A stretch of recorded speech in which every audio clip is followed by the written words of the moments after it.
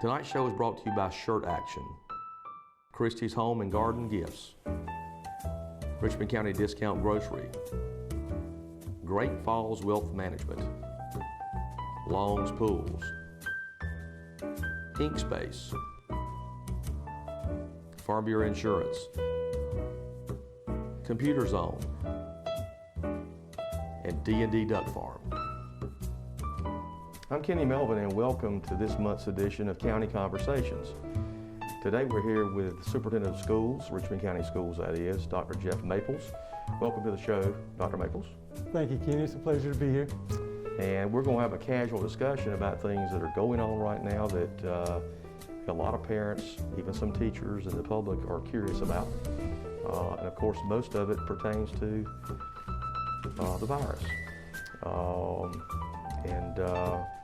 I think one of my first questions is that I wanted to talk about was, how did the racetrack graduation come along, and how successful do you think it is or was, and is it something that might be repeated?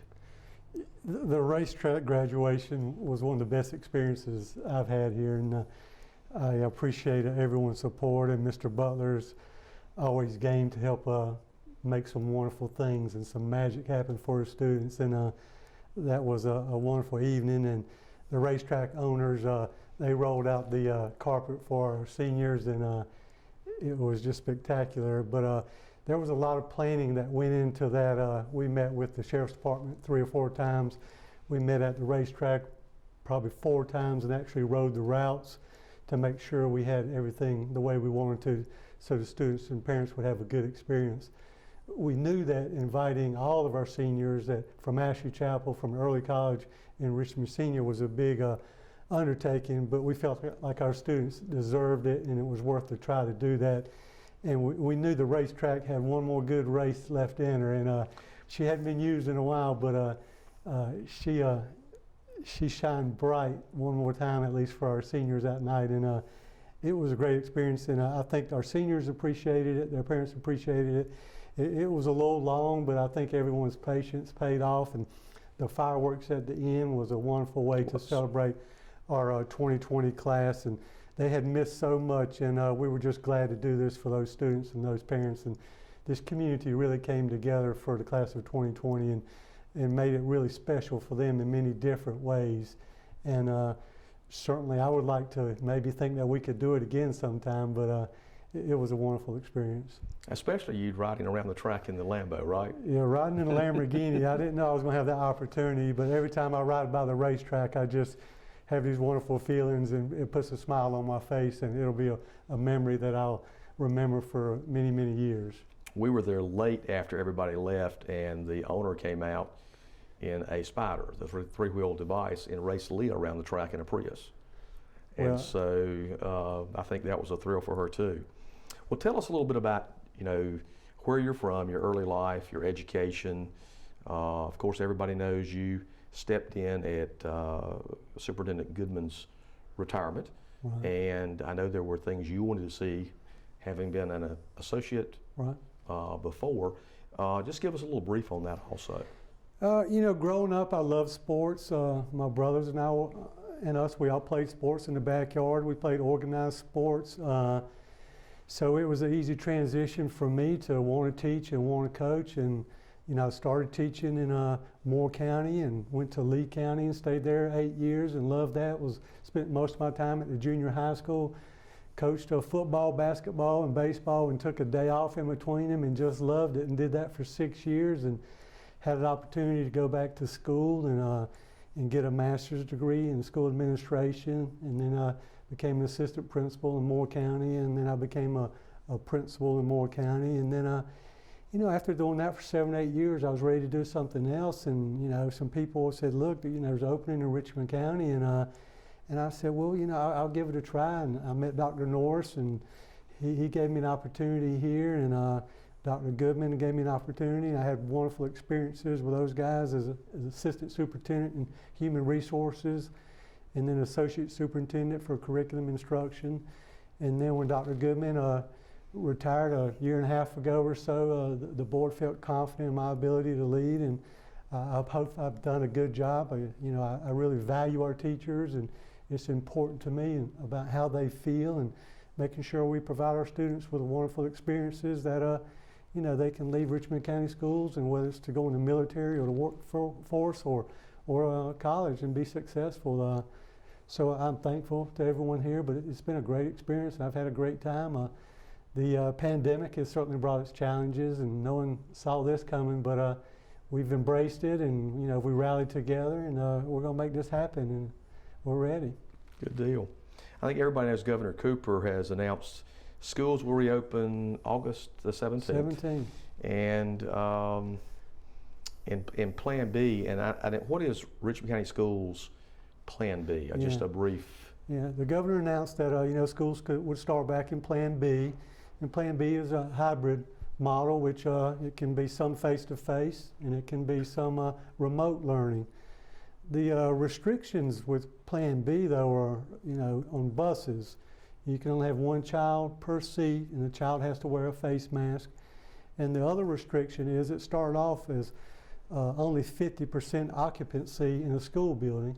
It has since changed to you can have as many students in a classroom, but they have to be 6 feet apart. And I've been in every elementary building and middle school and high school building. In some of our classrooms, you can only get 9 kids in. And the biggest classrooms, you can only get about 13 kids in.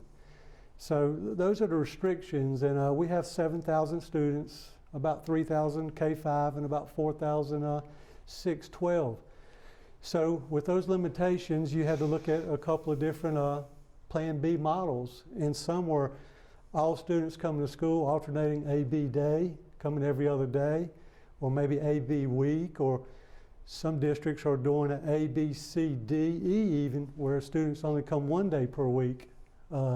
And that way you're able to accommodate students on the buses and keep your class size down where students can be 6 feet apart.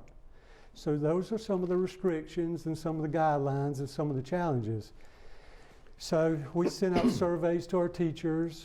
We surveyed our parents. I met with our teachers of the year from each school, and they were part of the teacher advisory council to get their input. We met with our principals many, many times and talked about all these different options. We met with our board members and shared different options. And so we began to talk about what students were the most vulnerable, what students would have a real difficult time learning online and being at home. And everyone agreed that our elementary students would have a hard time learning online. Students in kindergarten or first grade or second grade, students that are just learning how to read or write, those students need to be in school face-to-face every day with a good teacher. And our other group of students that were most vulnerable, we felt like were our special needs students who are in separate settings. Those students have a really hard time, as you can imagine, learning online, and how important it was for those students to be face-to-face. So with many discussions with our board, with our teachers, we felt it was in our best interest and for our students that our K-5 students come every day face-to-face, and that our special needs students in separate settings have the opportunity to come face-to-face every day. And none of these plans are good plans. The only good plan for Richmond County is our students come to school every day face-to-face when it's safe. But we felt, given these parameters and given the pandemic, that this was the best plan for Richmond County. Right now, we have surveyed our parents, and 1,400 of our K-5 parents want to have their children learn virtually, stay at home. So that gives us about 1,600 students in K-5 that want to come to school. Another survey showed that a third of our parents want to come to school, a third of them didn't, and a third of them didn't know yet. But now we know how many of our elementary students want to come to school and how many want to stay home. So within our Plan B, the 6-12 are going to be remote every day. But as we have learned from our surveys, if we only have 1,400 or 1,500 students that are coming to school elementary, half of those are car riders, and other half ride buses. So what that does, it provides more transportation for us to bring our 6-12 students back to school. So that is something that we're looking into to have an opportunity to see if we can bring our 6th to 12th graders back to school. During this time, though, we will also provide opportunities for any of our 6th through 12th graders to come into their schools, to meet with their teachers on an as-need basis and schedule those times. So we want contact time for our middle school students and our high school students, students that may be struggling in a history class, or students that may be struggling in an AP class, or student that may be struggling emotionally and they need to talk to a counselor, or students that we're not being able to maybe get on a Zoom meeting as often as they need to be meeting with their teachers. So what we envision in the first couple of weeks of school is that our 6th through 12th graders would be making contact with the teachers would be reaching out to those students, and those students would be coming in, meeting with their teachers, administrators, as scheduled, following the CDC guidelines and protocols. So for the elementary kids, you know, an idea of what it will look like when they come back in is going to look a lot like what they were possibly used to, other than maybe a smaller group of people in there, and of course the personal protection equipment that they may be wearing, and a ramp up of sanitation. Right. You know, this fall was going to look a lot different than last fall. Right. So, you know, what you may expect in a K-5 school day, you know, students are going to unload at the school in a car. We're going to do temp checks. The parents have to answer the 3 questions. The students will enter the building. That's going to be a process that's going to take a little while. We want to make sure our teachers' anxiety stays low. We want to make sure that our students, that we're not stressing them out and their parents, but we're going to make sure everyone's safe, everyone's temperature's checked. When they enter the building, they will then be moved down the hallway to their classroom. What we envision the day starting off would be watching a video about how to wash your hands, and the video would be based on the grade level of the student, how to take care of yourself, stuff like that. And then they would start maybe some small group instruction. Teacher would probably teach for an hour, hour and a half, and then we envision students having a break.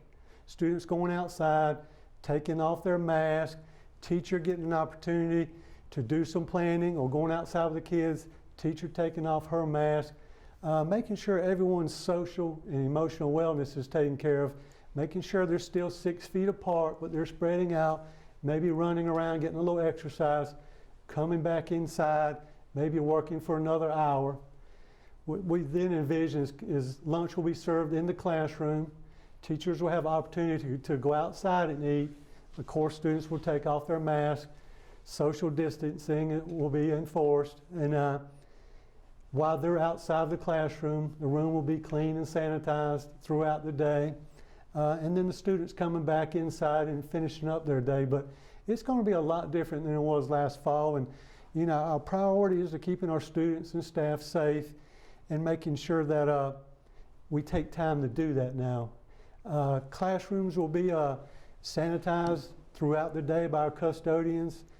Each one of our teachers will receive a little basket with cleaning goodies. That teachers are always good about cleaning, but we're going to provide them with all those goodies and masks and hand sanitizers and anything that they may need to do a little extra sanitizing in their room like they always have. At the end of the day, the custodians will go into each room and wipe down those high-touch areas, and the custodians will have to sign off that the room has been cleaned and sanitized. And that'll give a teacher a good feeling to know that that room has been clean. I come in the next day and I start off with a clean room. And we're providing extra custodians right now to our elementary schools. We're moving custodians from the middle schools and high schools to the elementary schools for that extra support. We're moving all our school resource officers to the elementary schools to have those to be around the kids, because, you know, there won't be many kids in the middle school and high school. Right. So, we're looking at maybe some assistant principals from the middle school and high school helping out with drop-offs in the morning and pickups in the afternoon. School bus, same thing. Those buses will be sanitized. We'll be doing temperature checks on the buses, and when kids get to school, doing the temperature checks. A lot of protocols in place, making sure everyone stays safe. Nurses at every school. We're going to have nurse extenders at every school too. So any students that may have a temperature, any staff member that may have a temperature, they will report to the nurse, and the nurse will sort of manage that because they are the professionals that are trained to do that. They will make contact with parents or the health department as they need to. And the principals will be certainly well informed, but the nurses will sort of take care of that and run that show. And as a parent, that would come from me knowing there's going to be a nurse and nurse extenders. And nurse extenders, what we're trying to do is hire part-time nurses. And if you're a part-time nurse and you want to work a little bit more, and Richmond County Schools is the place to be. And we're hiring those folks part-time and to help support what we're doing at schools to keep our teachers and our students safe. And you answered two of my other questions I was going to ask you, which I'm glad you did. It was really about how do you handle feeding and safety precautions, but it sounds like y'all done a lot of planning. And I did see that we reported at some point that one of our manufacturing plants in Richmond County, TheraFirm, had given y'all how many masks? Kenny, the mask, we've ordered, Richmond County Schools has ordered 16,000 masks. These will be given to students at every school, and these are gaiters. So, a gaiter goes around your neck, and what we were thinking is, what will kids wear? What will kids more likely wear? So, every student at every school will have a gaiter, and it will have their school logo on it. So, Richmond Senior High School will be the Kelly green, and then it'll have the Raider gold diamond. And with LJ Bell will be royal blue with the little bees on it. So every student and staff member will get one of those, and we're hoping those students that'll encourage them to wear those. Ken Hartley at TheraFirm, they have given us 16,000 masks, so we have more masks for our students and staff. The Department of Public Instruction has given us 5 masks for each student and each staff, so all these are washable masks, where they're cloth masks where students can wash them in the sink and just hang them up to dry, so they'll have several masks to wear. We'll also have extra masks at each school. They're throwaway masks, and we've ordered 30,000 of those. Our sanitation department has ordered all the sanitation supplies that they need. I think parents and teachers, when they go into the school, what they'll notice is that all the sanitation stations where students can wash their hands, and all the signs in the schools are encouraged washing the hands and staying 6 feet apart. You'll see all the water fountains that they're closed. Those are high-touch areas where kids like to go to, but they'll be covered up, and students will be encouraged to bring water from home, and we will also provide water while we're at school. Y'all done a lot of planning. I mean, it's evident, and I appreciate that. And some of the things that I thought were difficult, y'all have actually addressed most of those things in this planning to make sure everything. And I guess that could even be an evolution into other things. I know when the pandemic broke out, everything became in short supply. You couldn't find hand sanitizer, masks, or anything. And I guess we're fortunate that swing of production, that level has come back up to where you're actually seeing that product for consumers on shelves today. And I guess that may even improve some by the time school opens, as far as more of that being available in a plentiful supply. Kenny, you're right. The turnaround time has gotten much better. And in its manufacturing plants like TheraFirm, though, how they have readjusted to the needs of the community, North Carolina, United States, and the world. And TheraFirm, they do business in, I think, 48 countries. Mm-hmm. So, they adjusted to what was needed out there, and they've done well. And, they got us all our masks like within 8 days. So again, Ken Hartley and TheraFirm, thank you. They're a great community partner, like a lot of businesses are, that we ought to be thankful for. Dr. Maples, we reached out to some staff and some teachers. We reached out to our staff also and asked some general questions. And a couple of those that appeared to come up several times.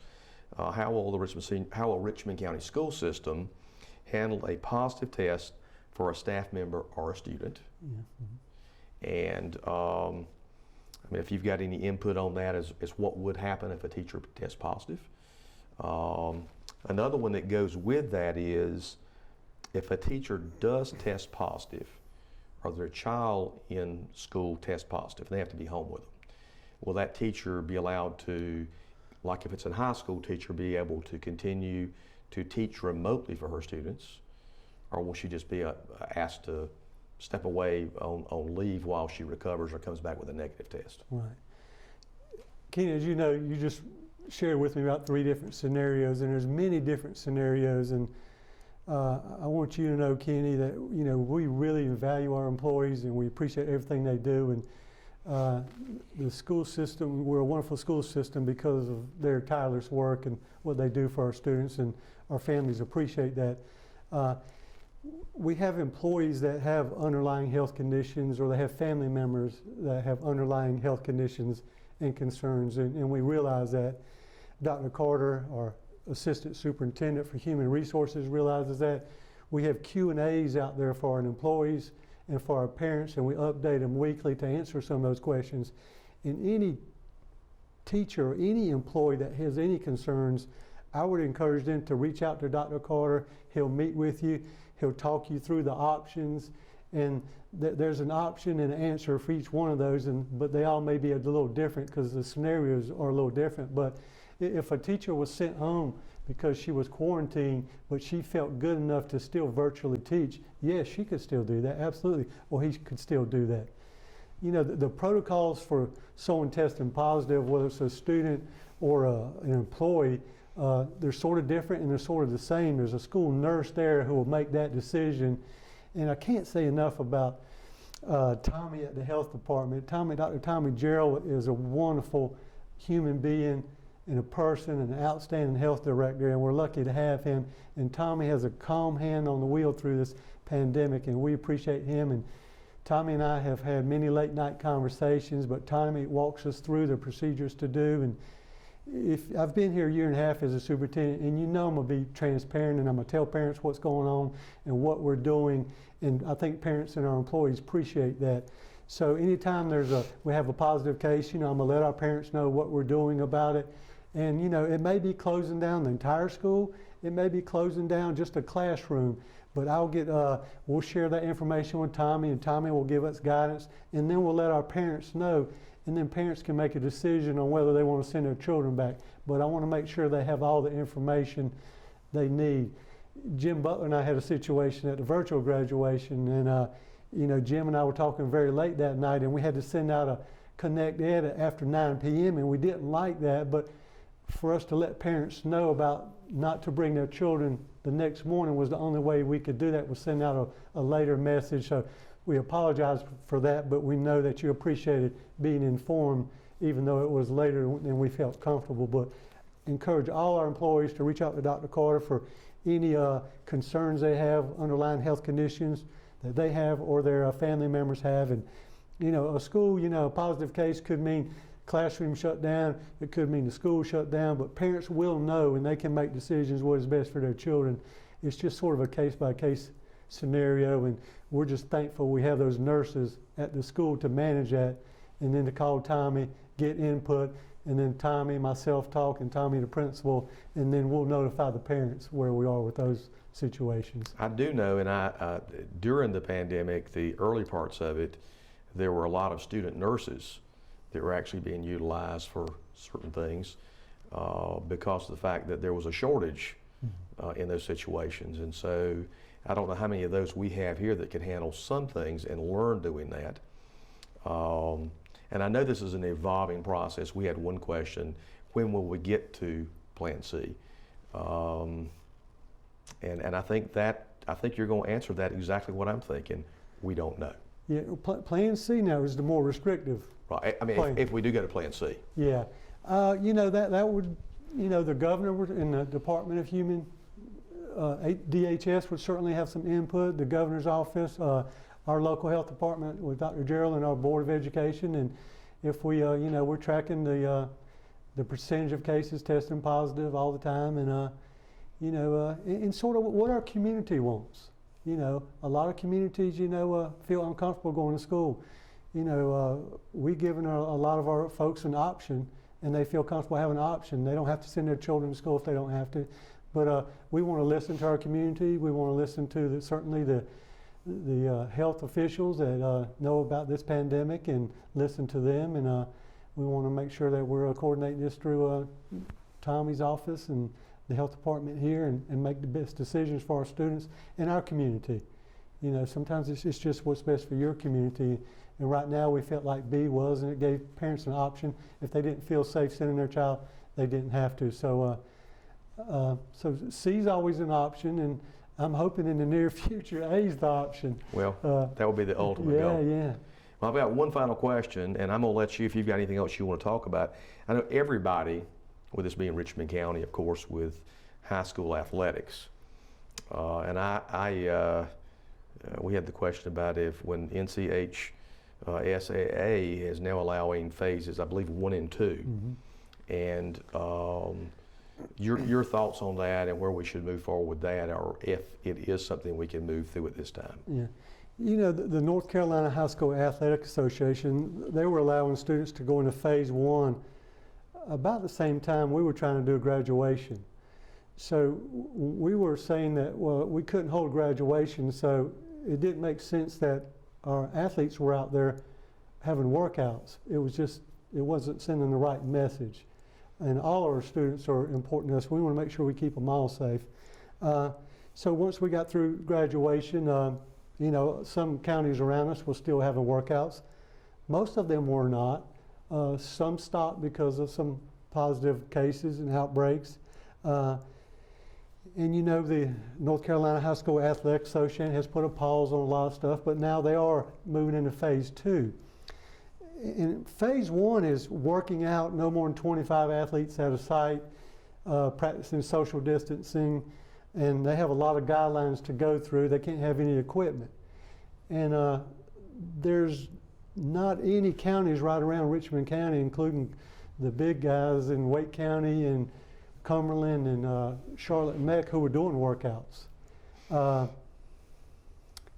We're in phase 2 now, and our students are coming back to school. So, what I would like to say is that we're looking at all possibilities. All options are on the table, and our students are coming back August 17th. I have the utmost confidence in our coaches. I met with our coaches last week, and we talked about guidelines. We talked about their plans. Myself and Mr. Butler and Rob Ransom and the trainers from Richmond Senior High School and Tommy Gerald have met on numerous occasions talking about when was right for our students. And I know a lot of our students or our coaches want to get back out there. I understand that. I coached, and I know the wonderful things they do with our athletes and building those relationships that last a lifetime. So I get it. I know how important sports are, and I get that. But at the end of the day, I want to keep everyone safe, including our coaches and their families and our athletes and their families. And I know a lot of our athletes live with grandparents, so we have to consider them as well. What I would say, Kenny, and I know I'm not answering your question, but all options are on the table right now, and we're considering all those options. I didn't even consider you would give an answer to that because it's so fluid. But right. One thing I want to make you perfectly aware of, that if you have anything that you want to get out to the public, to welcome you to come back, just call us and we can let you go on air and do some things from Live at 5 or a future show of this type at all. If there's anything that we need to get that word out. Yeah, well, Kenny, I would love to come back maybe weekly, and maybe if at all possible, bring someone with me. We can work that out for you. Bring someone with me who my executive director for curriculum instruction could share a little bit more specifics about the expectations on virtual learning. Right. And we could talk about, Mr. Quick and Associate Superintendent about some of our facilities and how we're keeping them clean. And Dr. Carter could come in and talk about, all the programs and the support that's out there for employees that may have those underlying health conditions and family members. And we want to protect our employees. We want to protect their family members. We want to make sure our students are safe. And we want to do this the right way.